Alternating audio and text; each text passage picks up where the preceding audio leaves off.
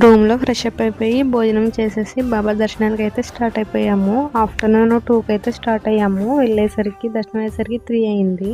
బాబాకి తీసుకెళ్ళడానికి అయితే రోజ్ ఫ్లవర్స్ అయితే అమ్ముతారు. ఒకటైతే 10 రూపీస్. ఇక్కడ ఫోన్స్ కూడా తీసేసుకుంటారు దారిలోనే. సో ఇంకెందుకని లోపల వీడియో అయితే తీయలేదు. ఇదైతే బయటకు వచ్చిన తర్వాత ఇక్కడైతే పక్కనే దక్షిణాముఖి హనుమాన్ టెంపుల్ అయితే ఉంది. అక్కడికైతే వెళ్ళాము. ఇక్కడ స్వామిని దర్శనం చేసేసుకుని తర్వాత బాబా గారు ఉండే ద్వారకా మాయికి అయితే వెళ్ళాము. ద్వారకా మాయి ఇంకా చావిడి అవి రెండు అయితే పక్క పక్కన ఉన్నాయి.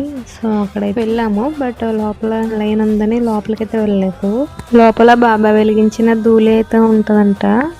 సో ఇలా పైన పొగ కనిపిస్తుంది కదా. సో అక్కడ మాకు ట్రైన్ కి టైం అయిపోతుందని వెళ్ళలేదు. బయట నుంచి దండం పెడేసుకుని వచ్చేసాము. మంటలో వచ్చిన ధూళినే మనకి విభూతి కింద ఇస్తారు. ఇదైతే చావడి. ఇటు సైడ్ అయితే లేడీస్, అటు సైడ్ అయితే జెంట్స్ దర్శనం అయితే చేసుకుంటారు. బాబా గారు అయితే ఇక్కడే నిద్రించేవారంట. ఇక్కడ ఫోటో దగ్గర చాక్లెట్స్ పెట్టారు. అవి అయితే ప్రసాదంగా తీసుకుని వచ్చేసాము.